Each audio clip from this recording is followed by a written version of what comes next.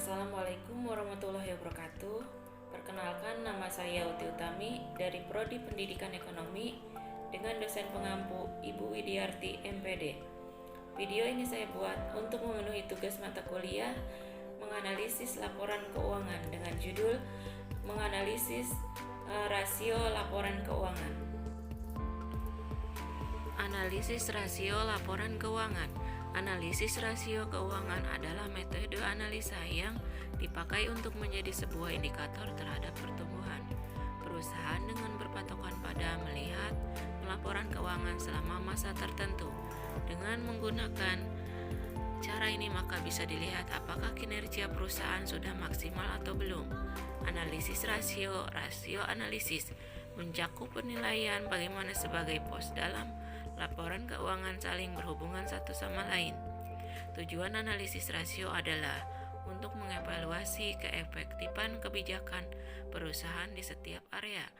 Fungsi analisis rasio keuangan yang tak kalah pentingnya adalah untuk menentukan nominal pajak yang dibebankan perusahaan kepada pemerintah.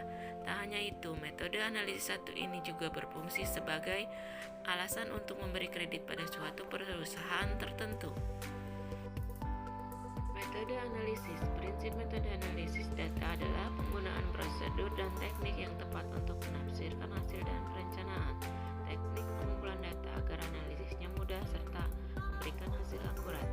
Metode analisis apa saja? Beberapa metode analisis data yang dapat digunakan untuk jenis data ini adalah sebagai berikut. Analisis deskriptif, analisis regresi, faktor, naratif, dan wacana. Jenis-jenis rasio.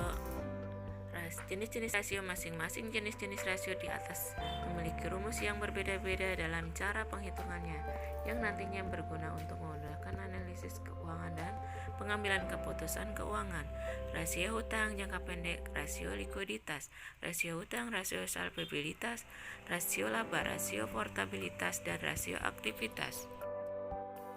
Di sini ada salah satu contoh dalam suatu perusahaan dengan menghitung hitungan solvabilitas perusahaan memakai rasio modal dengan aktiva. Itulah contoh soal perhitungan rasio keuangan yang paling mudah untuk dipahami agar bisa lebih mudah untuk mempelajari rasio lainnya sesuai kerangka konseptual akuntansi keuangan. Setelah itu baru bisa mempelajari rasio lain yang lebih sulit seperti rasio rentabilitas atau rasio profitabilitas, rasio likuiditas, dan rasio solvabilitas.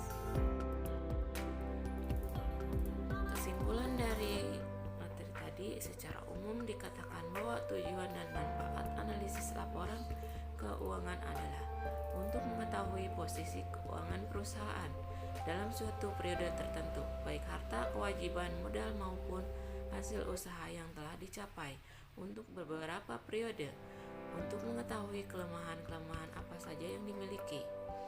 Tujuan analisis keuangan adalah untuk mengevaluasi kinerja perusahaan pada masa kini dan masa lalu, dan untuk menilai apakah kinerjanya dapat dipertahankan.